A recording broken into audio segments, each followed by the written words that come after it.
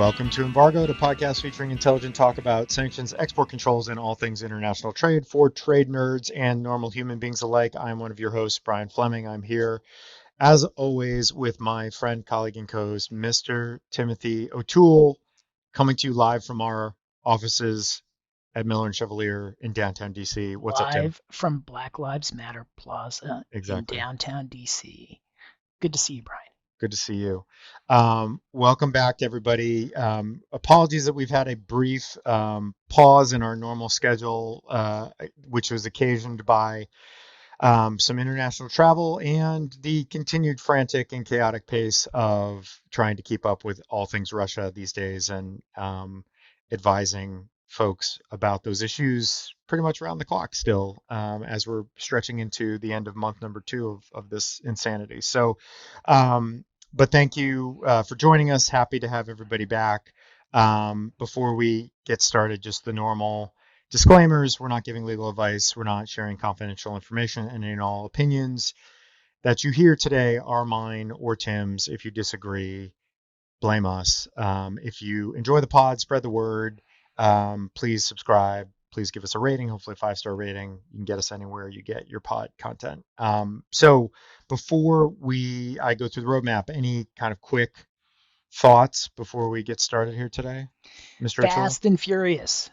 These questions are still coming in Yeah. fast and furious. Yeah, we'll get to that in a minute because I think, not surprisingly, we're going to start with Russia, topic number 1, which is, we threatened the last time to do just all sorts of obscure sanctions and export controls topics that only Tim and I care about. But sadly, I think, are going to give the people what they want. And we're going to start with Russia again. We are then so that's going to be topic number 1. We're going to cover the latest and greatest that has occurred in the last several weeks since we recorded the last episode. We're then going to move on to North Korea and a sentencing in a pretty significant case that we've talked about previously up in SDNY. And then finally, in the lightning round, we're going to hit one topic, which I'm going to use. We will use the U.S.-Iran matchup in the upcoming World Cup as the jumping off point for that. But there's, I think, some very interesting issues that are percolating in the world of sports globally as a result of what's happening in Ukraine right now and other sort of related geopolitical events. And so we'll touch on those things briefly at the end of the show. So with that, we will go ahead and get started and jump right into Russia. So as I alluded to already, we're almost at the 2-month mark now since the invasion of Ukraine began and the U.S. and global response on the sanctions and export controls front began immediately. And so why don't I, before I get into a couple of the sort of specific topics that we want to cover, and again, we're not going to try to even address every single thing that has occurred in the last 3.5, 4 weeks since we last recording this on April 21st. It has been almost a month since we recorded the last episode. The pace has not really slowed significantly in terms of new actions that are coming out both from the US and the EU and the UK and all around the world. So before we get into any of the specifics, there are a couple of items we are going to hit and discuss, but let me open it up the way I did the last time, Tim. Any other just kind of thoughts, observations, musings that you have given what's now transpired the last month since we last talked on air, given what we've seen now for the first 2 months? Any surprises, any interesting developments? Just kind of generally give you the floor for anything to start off with here. Yeah, 2 big thoughts. I mean, the first is that the ratcheting up of sanctions, and particularly the listing of Sberbank, which we'll talk about, has made it practically, although not legally, impossible for U.S. companies to stay in Russia without a greatly increased U.S. sanctions risk. It's really hard for companies to operate there, even if theoretically they could. And then and I think you'll talk about why in just a second. And then I think the second thing, and what I'm really waiting is for the biggest shoe to drop, and that is what is the coalition going to do about energy transactions? I mean, it's clear that there is a real tension between the U.S. and the U.K. and Canada, I think, on one side, and the European Union, mostly Germany and France, on the other. With the U.S. UK side not being that reliant on Russian oil, and with the German and gas, and with the German side being very reliant on Russian oil and gas, and so far they've kind of managed to straddle that by each country has its own import ban if they want to, but the EU has not done anything like that. But with the general license in the U.S. expiring in June, I think that we're getting to the point where that's really the biggest issue that's remaining, and will create all sorts of havoc when it gets resolved. Yeah, and to that point, obviously, as we're coming out of the winter months, and obviously a number of observers have picked up on this, that less uh, energy dependency in the cold weather months in Europe and other places that are quite tied to Russian energy. Is that going to perhaps open the door a little bit to a more aggressive approach on this? I wouldn't be shocked if it does, especially given the way things are trending with the war, which shows no signs of letting up. There's been Putin has started engaging in some pretty serious saber rattling now with the ballistic missile testing and some other provocative acts. So uh, you know, no signs that this is going to resolve anytime soon. And as we've observed and many others have observed, even if it does resolve at some point in the near future, we're not resetting to a February 1 pre-invasion world anytime soon. This is going to be the reality for a long time to come in all likelihood. And so, what that looks like. But to the point Tim made, whether the energy sector perhaps becomes the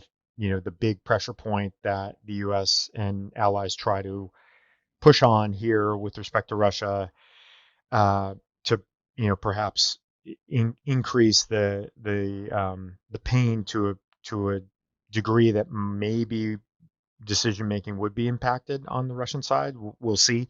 There's also, I think, coming, and I think we may have alluded to this the last time, but there is going to be um, a reckoning coming relatively soon with regard to Russia being able to service all of its debt, and the fact that the U.S. has been cutting off, has conspicuously and publicly been cutting off the ability of either the Russian central bank or other levers of the Russian financial sector to be able to avail themselves of any funds or resources that are in the U.S. to do that. And so as time drags on, there's going to be, and this has been written about extensively, obviously, the threat of a default, grows increasingly large, if not unavoidable at some point, and what that may mean, I think is a very interesting question that we're going to have to see. And obviously,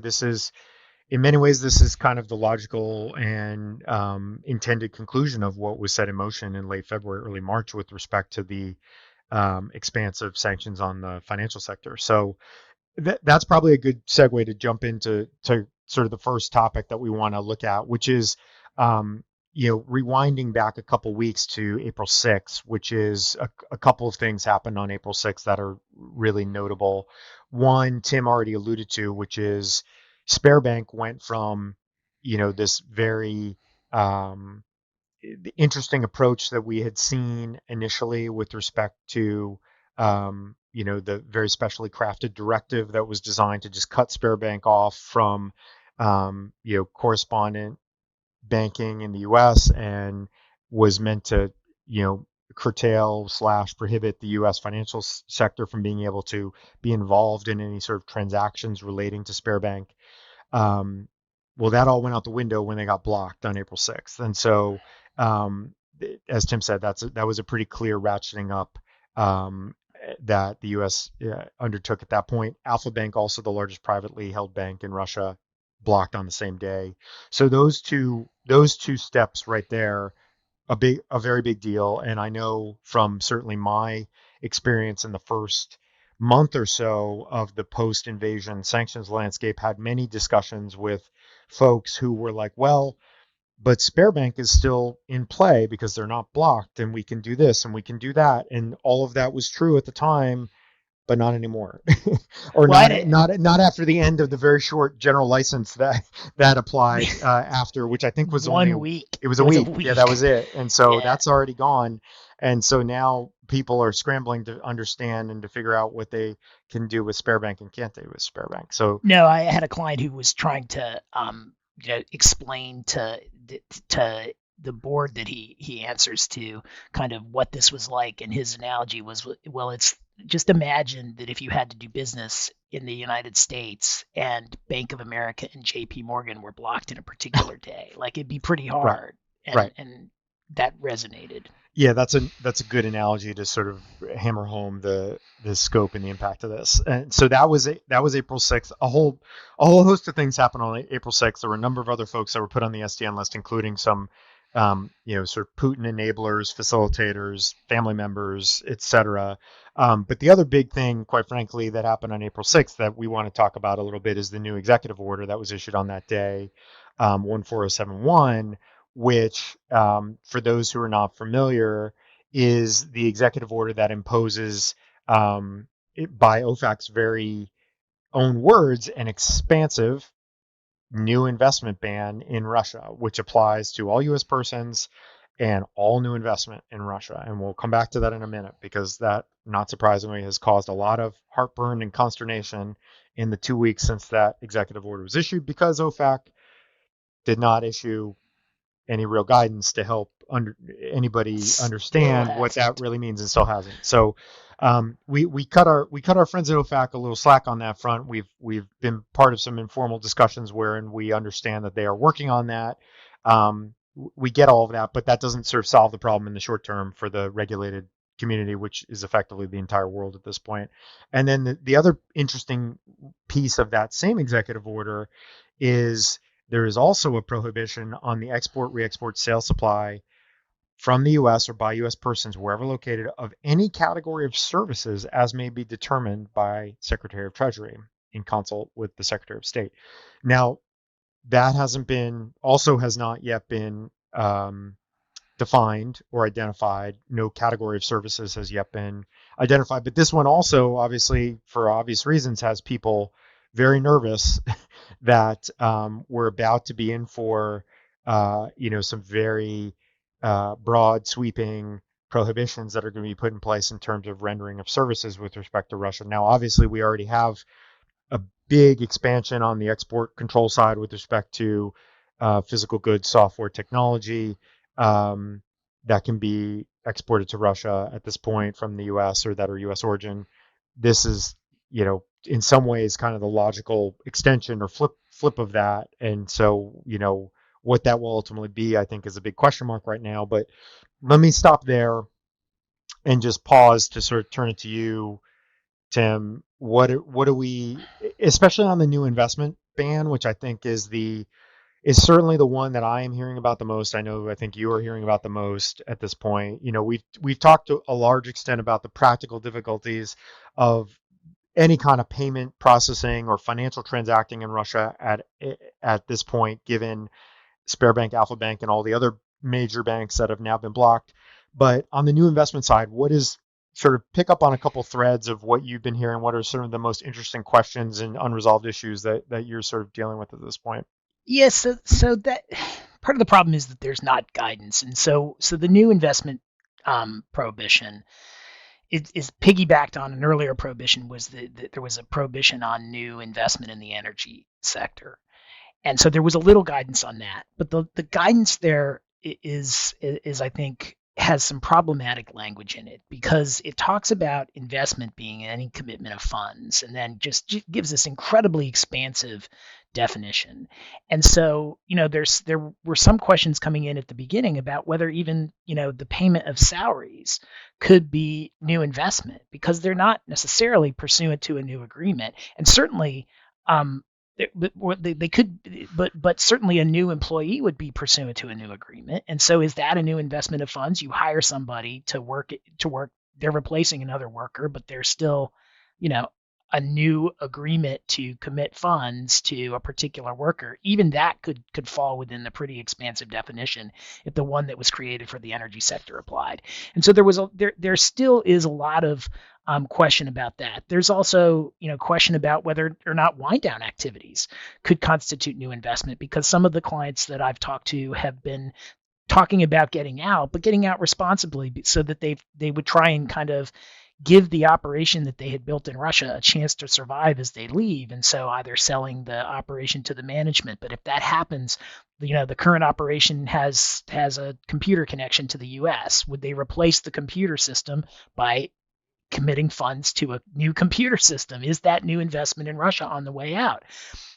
Right now, there's no formal guidance. We've heard informally through the grapevine that divestment is not going to be considered to be new investment. But what does that mean? I mean, that's a nice mantra, and it's better than what exists.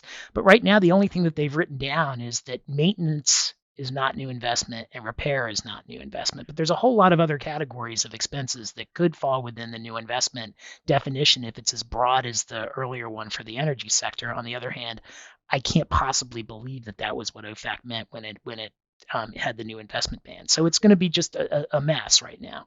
Right. And I think on the couple of points that you just made, this idea of kind of maintenance of pre-existing ongoing operations, whether it's keep to keep those going or to wind them down, I think that, it seems pretty clear that is not the intent. And then, in fact, we've also heard that, for those who are sort of trying to distinguish this in your minds, the new investment ban does not equal an embargo, right? That is Right. not, just again, to sort of, have some logical distinction in your mind.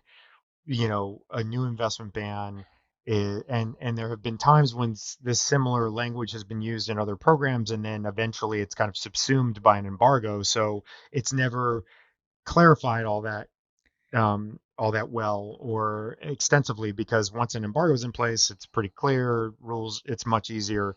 But this idea of new investment, while there is no embargo, I think is really driving people a little, insane at the moment. And, as a practical matter, looking on a case by case or a transaction by transaction or a, venture by venture, business unit by business unit basis, whatever it may be, I mean, that's essentially what has to happen at the moment, is that But these things are being looked at on case by case, and then there's some documented, usually, analysis of whether that is on the right side of the line or not, and then you proceed or you don't proceed based on that. But it's that's so what a lot of hard, companies are though. doing. I mean, it just is so hard because with respect to investment, I kind of feel like I know it when I see it, but the definitions can include a lot more than what anybody would really call investment. And the example that I'm sure you've seen, I've seen it too, is there's a lot of guidance under the earlier Russia sanctions program with respect to what is new debt.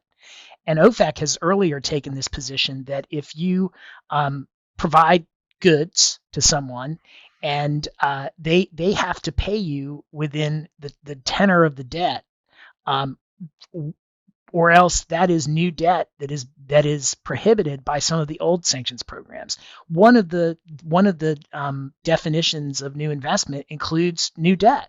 So is a contract where essentially you provide widgets to somebody in Russia and they don't pay you for a certain amount of time, does that create a new debt that is a form of new investment?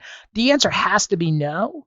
But theoretically, with the old definitions, you can easily get to yes, and that's what's creating all the confusion. And I have some clients I know that are either have contemplated or actually instituting advance payment requirements for any contracts in Russia for exactly that reason, so that they're trying to zero out the risk that they are going to be creating or incurring or providing new debt to Russia in any way, shape, or form. And so that's what they're trying to do. And obviously, renegotiating those commercial terms on the fly is difficult, if not impossible, sometimes. And then, um, because of the lack of guidance, it's just there's wild uncertainty kind of all in flowing in all directions. I will say, and I'm curious to hear your thoughts on this, although I think we're probably pretty closely aligned on this.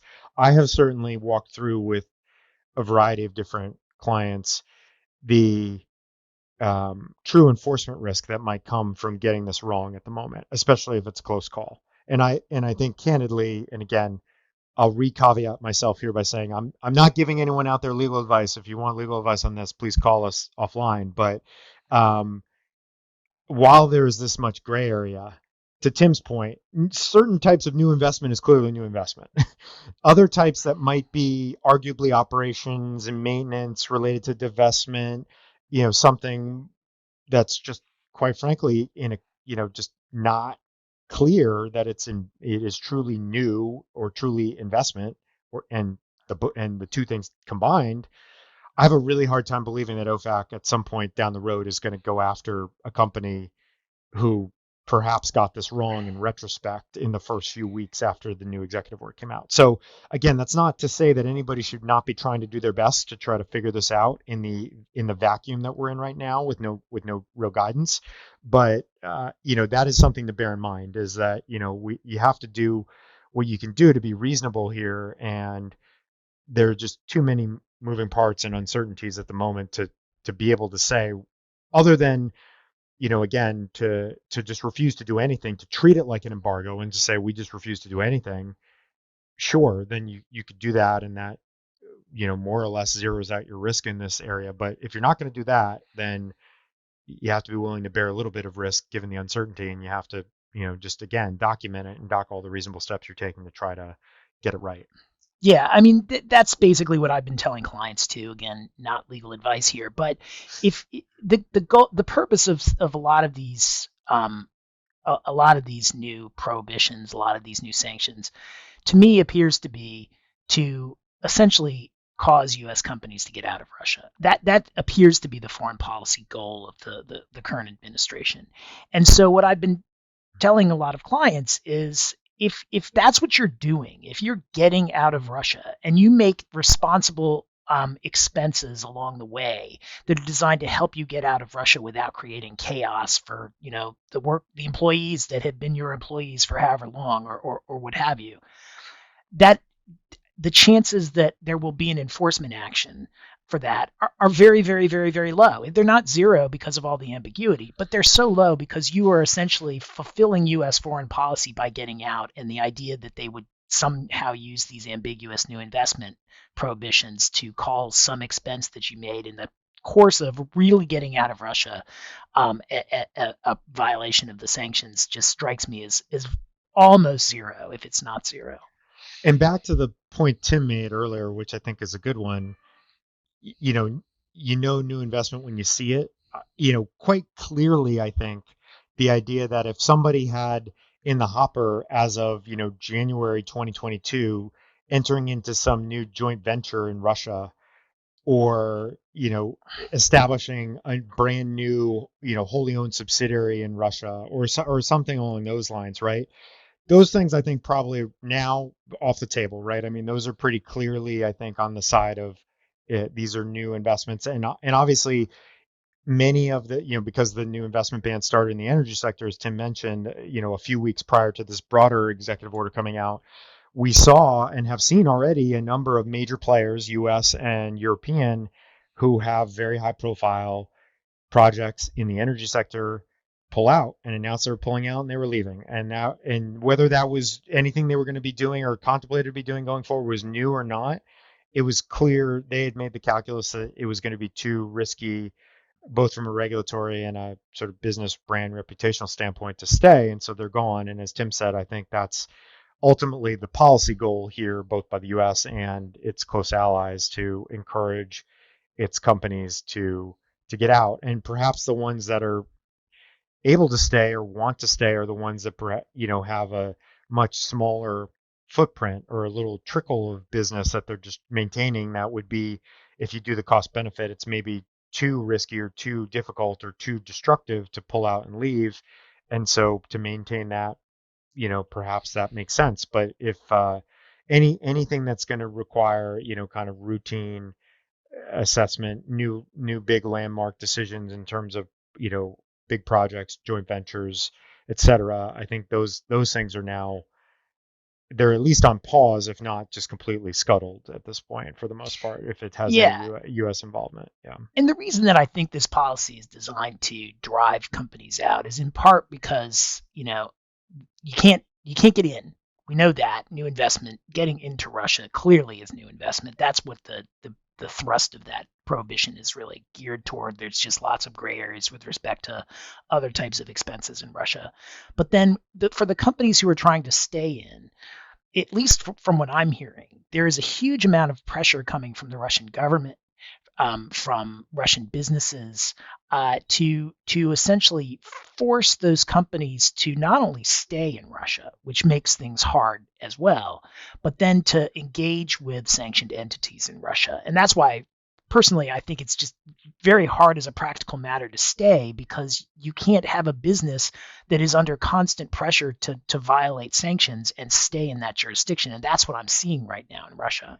Right. Or the sort of another wrinkle that I've seen there is, forced sales to parties in Yes, Russia, including to sanctioned parties, right? It's like, right. well, if you're leaving, then you will be selling all of your assets to this entity at this price, on these terms. Right. And, it's kind of gun to head asset sale, fire sale kind of stuff. And Russian government just kind of taking hold of it all, kind of piece by piece. So, yeah, I think that's going to continue to be, uh, you know, sort of a big mess. And perhaps as more guidance does trickle out, which we do expect will happen in the coming weeks, and as time goes on, and lines get drawn, and things kind of shake out a little bit more, this will become a little easier to navigate. But right now, 2 weeks into this broad new investment ban, it's certainly a huge problem, and a constant, source of concern, we know, among, in all corners of the global economy, essentially. Let me, before we move on to, the more recent actions from this week, any thoughts on the services ban or prohibition that is now out there, but yet to be, sharpened or scoped, or, any sectors identified? What are your thoughts Well, on that, and well, how we that's know going to how work? these. So we know how these things work in other areas, right? So the president issues an order saying, services are prohibited in the sectors identified by the Secretary of Treasury, and you don't know what they're going to be. But then, like, the day before or the day of, they come out and issue a bunch of, designations for a particular sector in the sanctioned country. There's a determination by the Secretary of Treasury that they find that this particular sector is a problem from a foreign policy standpoint and needs sanctions. I think this is just a hunch that this is kind of laying the groundwork, laying kind of the procedural framework for going after the energy sector.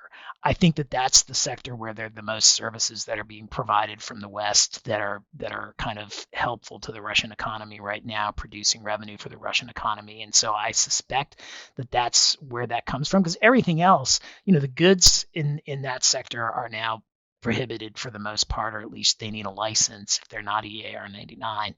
But the services, I think the most services coming in from the West are the energy sector, and that my prediction is that at some point, probably in mid-June, the Secretary of Treasury will determine that the energy sector, is one in which U.S. services need to be banned, and there will be a Yeah. prohibition on those Yeah, I services. have a feeling, I think that's probably right. I do have a feeling that, unlike where we've seen in the past, where, with, 14024, where there have been new sectors that are getting added kind of periodically, and now we have technology, and we have electronics, and we have maritime, and we have all these other things that have been added. And then, like you said, there's an announcement that there's a determination that's been made by Secretary of Treasury in consultation with Secretary of State, and then that day or the next day, there's an initial wave of sanctions that are imposed on a number of entities. I think this is going to be thrown out there. The gauntlet will be thrown down, um, with largely prospectively. I'm not quite sure how it would even work, that they would Right. announce it and then they would also sanction people for violating it with no notice. That would be an interesting test case, honestly. But but I think I think that's right that the energy sector seems to be the most obvious target here. Although, I could see mining and other kind of areas like that that are big revenue Well, generators where we know that there's a lot of Western activity or has been historically. So, so we'll see. But I think that's one. And I've had some interesting conversations with companies who are trying to game out what their risk is here. What is this going to mean? And now, obviously, if there's already decisions being made to wind down and get out, then perhaps this becomes less of an issue. But to your point, this is geared towards services that could be provided from outside of Russia, right? So you could be sitting in the U.S. or in Latin America or in Europe or Africa or anywhere else as a U.S. person, and then all of a sudden, boom, this gets issued, and you can't render those services anymore, or it's a violation. So, Well, one thought that I'm having from this conversation is that it could be financial services, in which case that would essentially be a prohibition on dollar transactions in Russia, which currently doesn't exist. I mean, there's lots of unsanctioned Russian banks, so you can use dollars in Russia right now, although clearing them through the central bank could be tough, but there is a general license that allows at least some of that. But if the financial services were prohibited by U.S. persons, then the dollar would basically be off limits in Russia. right, which again would make a lot of sense, would be consistent with what the current approach has been, and would just be sort of another vector to get at this particular issue for OFAC. So, in any event, I think more questions than answers there in terms of how that's going to be deployed, what it's going to look like, when it might happen. We just don't know at this point, but certainly one to keep an eye on going forward.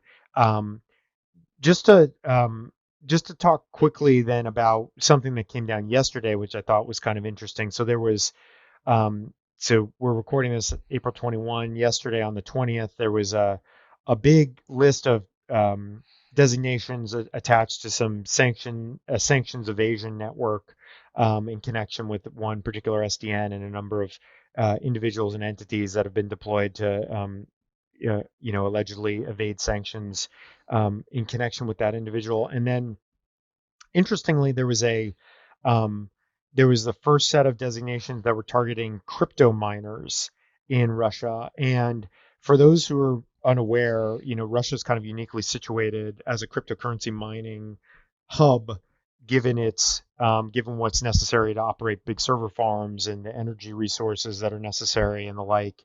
And this has obviously been, or was designed to be potentially a big moneymaker, revenue generator. And there was one particular um, miner that was called out, that was singled out just yesterday, um, and Bit River, and a number of Bit River affiliates and subs were also added to the SDN list yesterday. And so, just kind of another interesting wrinkle and extension that I think is worth calling attention to.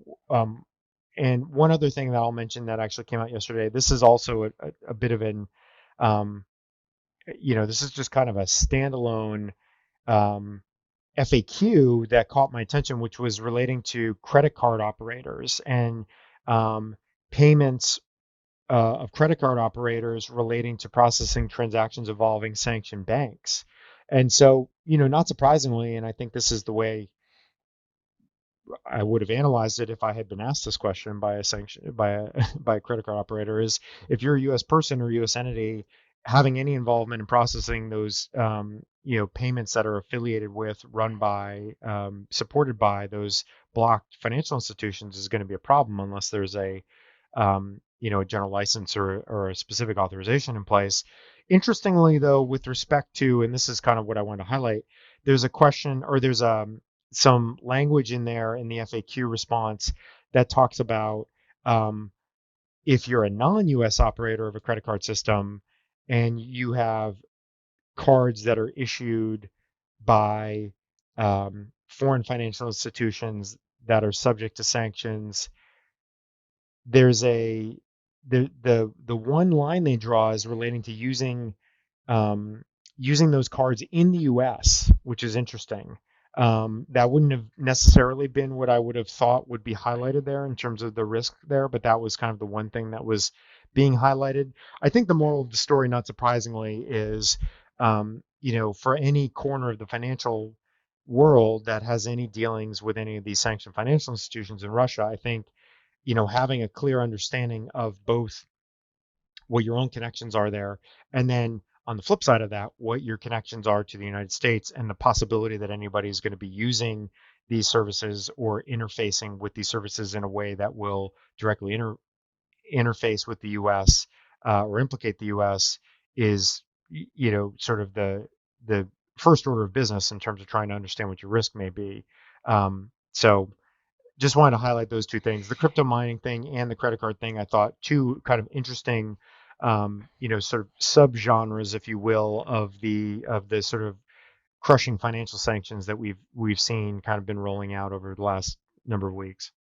Yeah, that the guidance that you mentioned is kind of weird. It's almost like they're worried that a bunch of tourists are coming to Washington with With their spare bank credit EU cards, yeah. credit cards, and like they're warning them that if they get here and they try to use the Sparebank EU credit cards, like they're gonna that those are gonna get rejected. And it seems like there's lots of things that are on OFAC's mind that would have those small credit card transactions in the US would have been kind of lower on the list, but I'm sure that good that to is a know. result of some inquiries that have come in, whether through feedback or directly in terms of advisory opinions and guidance requests. But I'm certain of that. But in all events, yeah, it is kind of a very.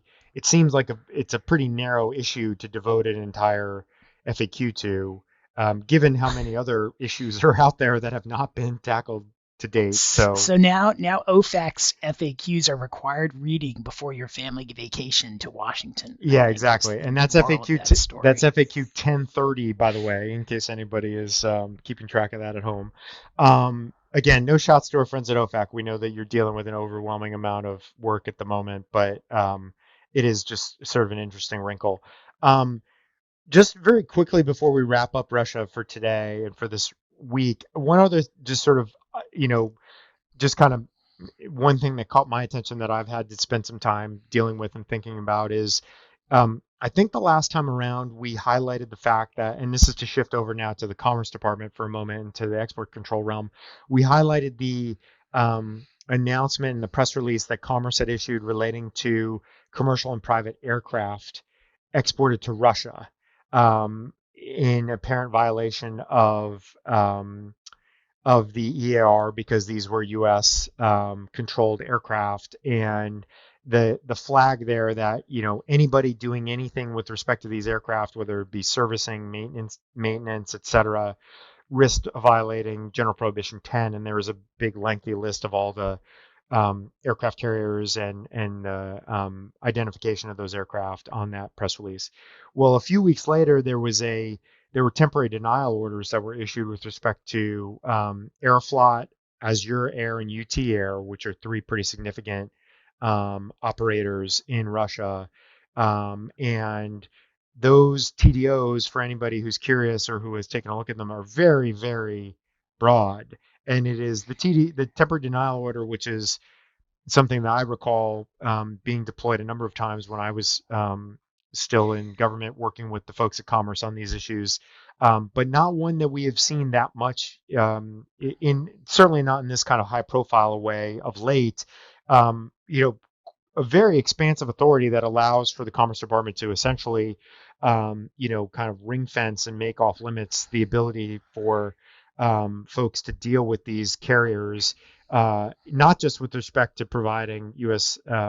Controlled items to them, but in a number of other ways as well. And so, would encourage anybody to who's curious or who has any dealings in this space to sort of take a closer look at that, because that is another one. I think that just came out about 2 weeks ago as well. I'm forgetting the precise date of that one. I think it was April 7th, so it was right around the time that the new executive order came out on the new investment ban. But I encourage folks to look at that as well. That is another interesting one, and it's certainly one that I know is having some pretty significant ripples in that sort of corner of the economy. It's huge. I mean, I was looking at it for a client question recently, and is essentially an SDN prohibition coming from commerce. I mean, it's not exactly, but for pretty much no dealings with Right. respect to any items Yep. that are subject to the EAR. And I mean, that is very unusual. And we're talking about Aeroflot, we're talking about, big airlines in Russia, and it kind of, because of all the other sanctions, really, no pun intended, but flew under the radar. And it's now, when I went to kind of look at the question that I got on this, I was thinking, that it would be relatively limited because it's just an export order. But when you go and read the order, it's pretty much no dealings for Yeah. anyone. I mean, they start out with what the listed company can't do, which is normal, and then they basically say, and no other person can do the following things with these airlines, Right. and they're extremely expansive. So I think it's a good catch on your part to Yeah, flag that. exactly right. And not just relating to US persons either. So in some ways No, it's no sort of an, person. yeah, it's any person anywhere around the world with respect to these entities. So just another sort of in the sort of miscellaneous interesting additional actions taken of late. I just wanted to throw that one out there. Anything else you want to sort of chime in with before we wrap up Russia and move on to North So Korea? so after we finish recording, but before we release the next episode, the oil import ban will start tonight because the general license will expire at midnight. So Good no call. more Russian oil coming into the United States after tonight, unless you Good get a call. license. Unless you get a license. Good call. All right. So with that, we are going to wrap Russia for this episode. I would say next time we will stay away from Russia, but I doubt that's the case. So Yeah. I won't even, I know I'll be wrong as soon as the words leave my mouth. So I won't even say it. Um, so with that, why don't we pivot to North Korea and to the sentencing of Virgil Griffith in SDNY that just occurred a few days ago, and I'll turn to Tim. Yeah, we had to return to this story because this is the crypto bro that we have talked about before, who was somebody who was very knowledgeable about the cryptocurrency industry, had a business that was related to the cryptocurrency industry. Asked the State Department for permission to go to a crypto conference in North Korea, was told no, went anyway, spoke at the conference, and I think based on the original facts, this looked to me at least like kind of a silly case. It was kind of a like um don't don't ask for permission, and then when it's denied, do it anyway. But just kind of what could be the real harm of going to a conference? And I still think that there's some aspects of the case that are like that. But it but now that it's gone to sentencing, and Mr. Griffith got a pretty significant sentence on April 12th. He got a sentence of what, 63 months, Yep. which was the low end of the guidelines, by the way, but still a pretty significant The sentence. fact that there was even a guideline sentence given here is notable because there's plenty of IEPA cases that don't result in a guideline sentence, especially Exactly. when there was no remuneration that he received at all for the Right. services that he allegedly rendered. But, and this is, as someone who has defended many criminal cases and many cases like this, but the emails. As I was reading through some of the sentencing documents beforehand, there were apparently some pretty bad emails where Mr. Griffith was apparently talking about going to the conference and all of the ways that he could help the North Koreans evade the sanctions that were currently against them using cryptocurrency, and that could be very lucrative for him to be able to do. Now, I didn't see anything in the sentencing memos about that actually coming true, about him ever having made a bunch of money on this. But it does take this case out of kind of a goofy, nerdy crypto person going to North Korea because they're kind of naive about what the possible ramifications are, and turn it into a like, I'm going there to help them evade sanctions and make a lot of money type case, which I think is probably explains why he did not get a below guideline sentence. Right. And again, I think it's important to point out he pled to conspiracy, right? So it Yes. doesn't really matter if that never came to fruition, right? And so he pled to conspiracy. Tim, I think, hit the nail on the head. There was some really awful emails that seem to establish pretty well the intent piece of this and the bad intent piece of this. There was, and then there's the also the fact that Tim mentioned, which is he asked the State Department for a visa or permission to go and was denied and went anyway. And so I think you add all that together, and that kind of cocktail of facts is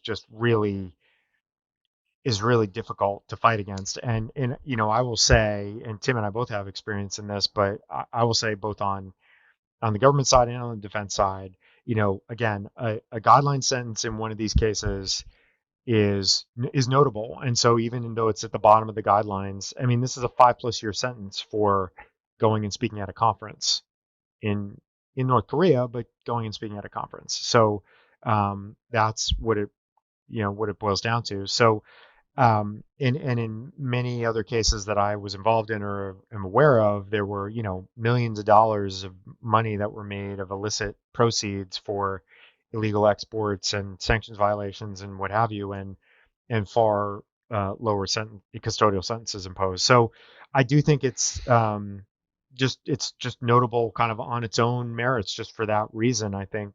And obviously I think this is clearly a case that will any defense counsel worth their salt down the road will try to distinguish based on some of the bad facts that Tim already mentioned, but that the government will now have in their pocket to be like, look, this is this is apples to apples here. Mr. Griffith did X, and this was, let's 63 months, or 63 to 78 months. That's the appropriate sentence here. So something again to be aware of, I think, generally speaking, for anybody who's wading into any of the criminal side of sanctions violations here, for certainly for defense counsel out there who are thinking about these things. This is one to certainly read up on. It's a case we followed pretty closely, and one that I think we'll see if ultimately this is an outlier. To some degree, all these cases end up being somewhat distinguishable on the facts, case to case, and that's part of the reason that um, sentencing outcomes are not very predictable in this area in particular. I think because there is just so much variance based on the facts and circumstances, and the sentencing factors, the guideline factors that are being brought to bear in each case. So, but just one that we wanted to highlight for everybody. Yeah, I would say that this is one area, having taken a few clients to sentencing in this area, that um, is one of the most widely variable sentencing areas that I've seen. It, as you mentioned, Brian, a lot of the guidelines are high, so a lot of these cases come out below the guidelines. But there are some wild cards out there that I've seen that come out above the guidelines when you try to make sense of it all and getting ready for a sentencing hearing in these cases. It really is difficult because you can talk about every case being different on the facts, and they are. And this one had some facts that I would have preferred if I were Mr. Griffith's defense lawyer not to have there, mostly the emails. But still, like under the underlying conduct is a willful sanctions violation in these cases, and you get sentences that are just all over the map given those same or similar basic facts. Yeah, it varies district to district. It varies judge to judge. I mean, this is true, obviously, of all federal crimes, but I think in this area in particular, and having had to take a kind of extensive deep dive look at this on a number of occasions to compare these things across jurisdictions and across, uh, you know, sentencing judges, it is one where it tends to vary wildly. It's also the case that bear in mind, these are not cases that get sentenced very often. So you're Right. not going to find too many judges who are repeat players here and have had an IEPA case that was, pled and went to sentencing, or he was sentenced after trial, or whatever the case may be. It may often be the case that a judge may get only one of these, especially in the usual suspects type districts like SDNY, EDNY, EDVA, DDC, which are probably the four that get the most. Even there, you're probably only dealing with the more experienced judges maybe have had two of these, at, Right. at most, right? So it's not it's not like other federal crimes where you're gonna have more of a sense of how this is all gonna shake out. So anyway, Now we're kind of geeking out on the sentencing guidelines and sentencing tendencies across federal district courts, but it is something important to bear in mind, I think, for those out there who are thinking about these issues and making arguments in these types of cases, just to sort of think these things through and to account for some of this unpredictability. Yep. So with that, let's pause for the lightning round sound effect and one topic. And so here, Mr. Tool, I'm going to give you a hypo. So Right. and then we'll use that as a jumping off point. So if this is like if I were teaching a law school class right now, this would be a fun hypo to start with. So as you probably know, the draw for the World Cup occurred just recently since the last time we recorded. The U.S. managed to qualify this time around. Good for Team USA. And it turns out that in their in pool play, they are matched up with, among other countries, Iran. And we'll be playing a match against Iran in Qatar this fall when the World Cup is held. So here's the scenario. In the midst of the game, there's a corner kick. The Iranians line up for a corner kick, and the ball is sent into the box, and it ricochets off the head of a U.S. defender into the goal for an own goal. Is that a prohibited provision of services by that U.S. team member to the government of Iran? And would OFAC be issuing a penalty on the very next day as a result? Oh, I think that would be maximum penalty immediately. I mean, certainly it is a sanctions violation. That is a provision of sporting services to Scoring an own goal in a World Cup yeah. match on behalf of Iran by an American. I, I, I think that's hard to say that that's not. There is no That's, general license that would allow for there is no that. general I can be license to cover sure. that. Um, so, we jest about this, but I want to actually use this as a jumping off point for a more serious conversation. And we've touched on this in the past, in particular when it came to the diplomatic boycott of by the U.S. of the Beijing Olympics. But for those who are following this, when the U.S. got matched up with Iran, not surprisingly, Twitter and many other corners of the internet lit up with similar kind of snarky, creative comments and questions and queries and scenarios about what it could mean when the U.S. plays Iran in the World Cup. Just recently, and this is part of the reason that this all kind of came to mind as something that was worthy of discussion. Wimbledon just announced that it was barring Russian nationals from participating in Wimbledon when the tournament starts in about 6 weeks or so.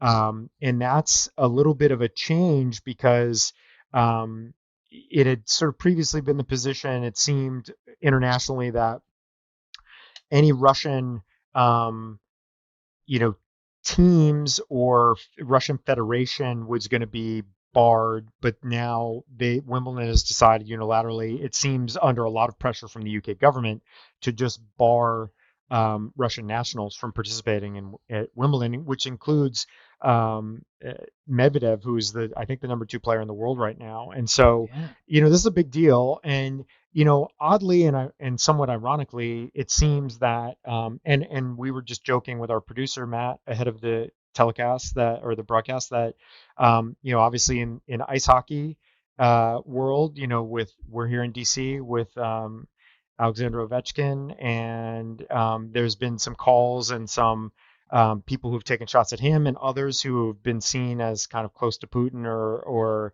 otherwise, kind of flag wavers for the Russian, hockey team in the past, as that there should be some actions taken against them. So I just want to sort of tee all of this up to say, yeah, and the last point I'll make is, oddly, even though this has, we're talking about blocking the largest bank in Russia, OFAC blocking the largest bank in Russia, and the impact that that has on the Russian economy, the global economy, is obviously, monumental by comparison to prohibiting a handful of Russian nationals from participating in certain international sporting events, or Iranian nationals, or fill in the blank, whatever country you want to talk about.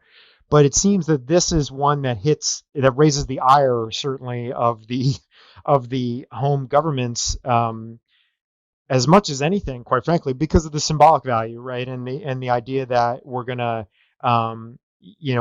sort of erase you, if you will, from and erase the best of your country from the world of international sport, which is a place that obviously countries have for many decades and centuries sought to kind of glorify themselves and their flags and their governments. And so, I'll just kind of stop there and throw that to you as to what your thoughts are on what I've just alluded to with the World Cup and Wimbledon and some of these other scenarios, and whether you think that there's any utility in this, or just kind of how you assess all of this generally.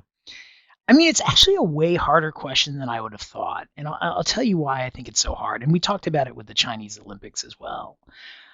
On the and I think this question is even harder. I you know I try on the podcast not to express my own kind of political, economic, what have you views.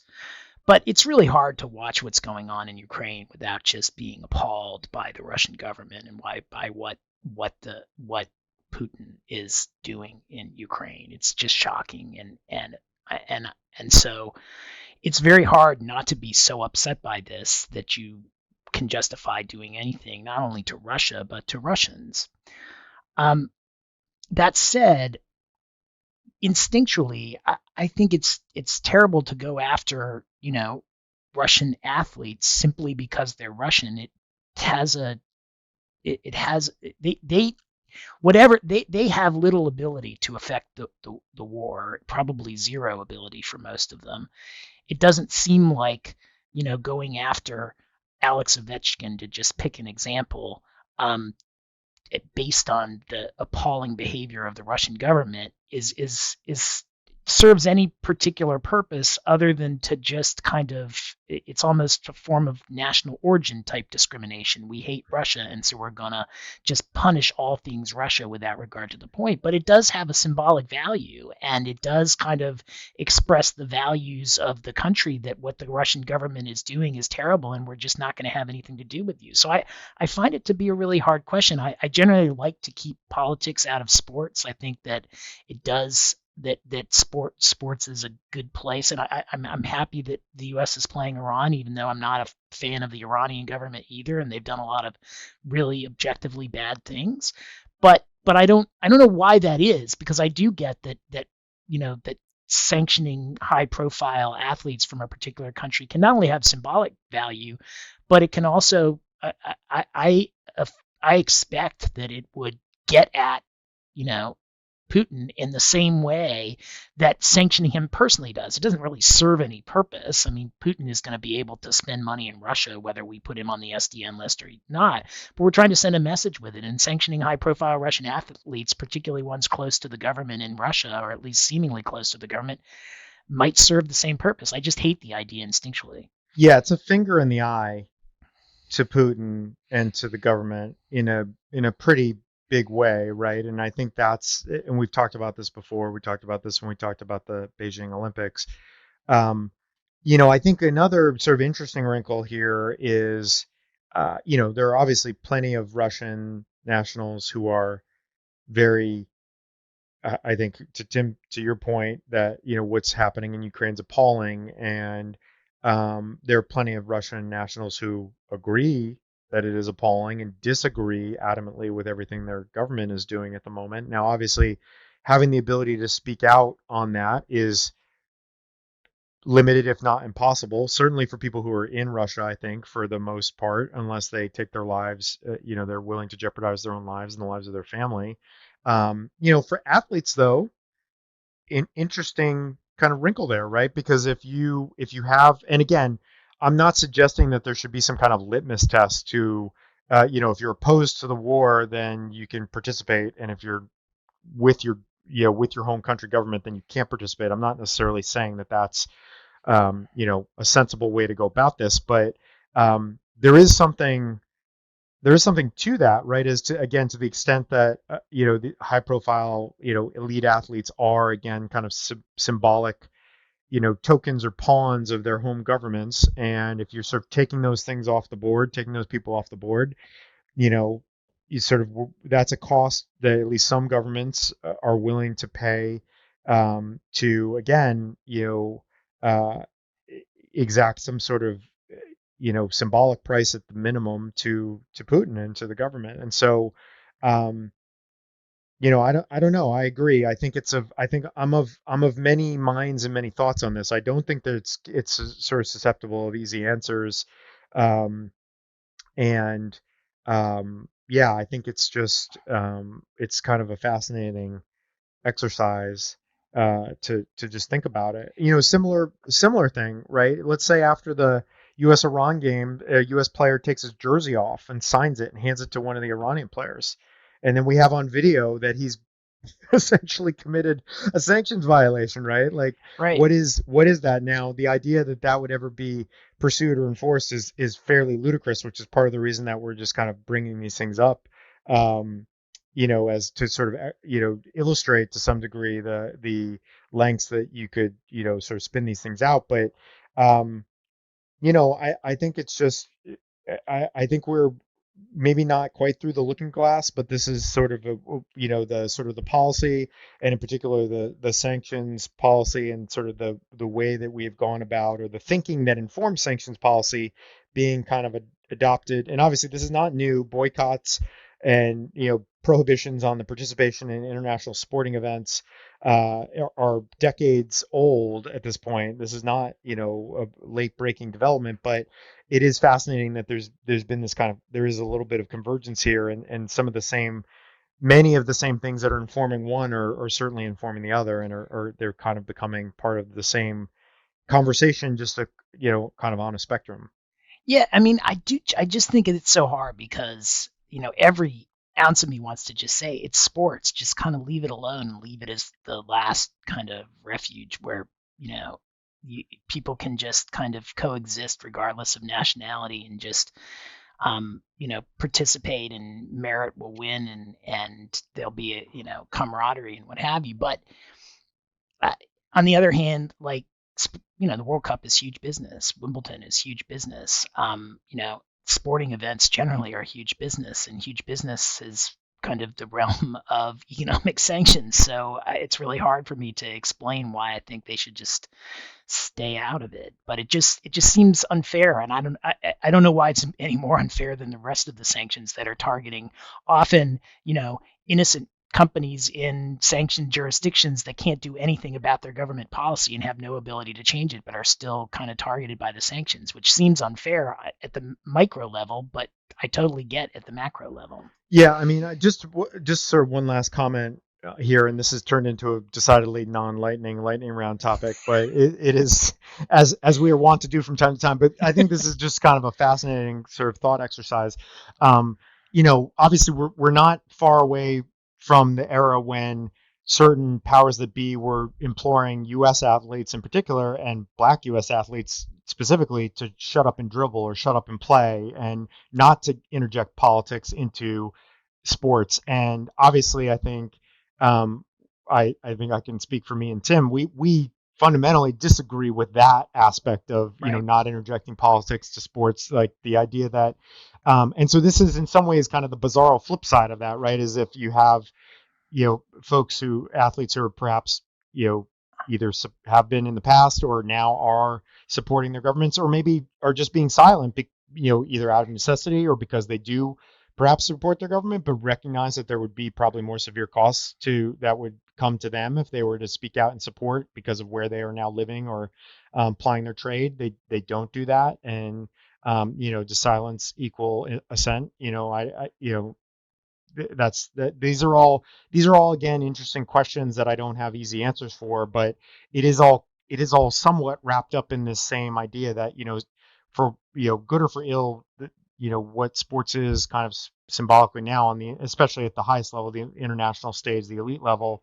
It is perhaps more, and it is big business, as Tim said, and that's exactly right. And the idea of hitting these interests, uh, and not only putting a symbolic dent in Russia's pride, perhaps, but also in the bottom line and the ability of some of its highest, most well-known performers to profit while the war is going on. I think that's, again, just a very interesting, difficult sort of topic to grapple with. And I think we're going to see, I think, there's been a lot of quick reaction to the Wimbledon thing. Uh, I think that's going to hold, although I think they've been criticized, and we'll see what happens. But there's going to be more of this. I mean, we're going to see more of this. It's going to get messier and messier over the coming months, especially if the war continues to drag on. So be prepared for there to be some more, messiness in this area. Yeah. And on Russia, I mean, I definitely think that part of it is that this war is seen as, I mean, it's openly called in a lot of the U.S. media, Putin's war. And Putin is somebody Putin's who's war of choice. Putin's right, war his of war choice. of That's choice. the State Sorry, Department's. Yeah, that's how but they like to call it. But Putin has, his brand is kind of linked with sports, and so the idea that if you're trying to essentially hurt Putin where he lives, that you would kind of carve out the sporting realm from that seems like you're leaving an opportunity on the table. But again, I just keep coming back to I hate the idea that we're punishing these athletes who have such a short window of competition and have really devoted their lives to sport and not to politics. It just seems unfair to me, but I get the other argument. Yeah. All right. Well, with that, let's put that to rest, as again our 20-minute long lightning round segment will come to a conclusion, having resolved absolutely nothing, of course. But anyway, thank you for indulging us. So that's all we have for this episode. This will be up last week of April, and I think we're going to be back on the regular schedule, although we have some more international travel ahead in May, so we may have to readjust again, but I think we'll have another episode up at some point, kind of middle of May, on the normal schedule. And so, yeah. So any parting words before we wrap, Mr. O'Toole? No, the longest lightning round segment in the history of lightning round segments is now ended. It's probably not, actually, given our very it's only 20 minutes. All right. On that note, we're going to wrap, but thank you all for joining us. And until next time, stay safe and stay sanctions free. Stay sanctions free, everybody. All right. Bye.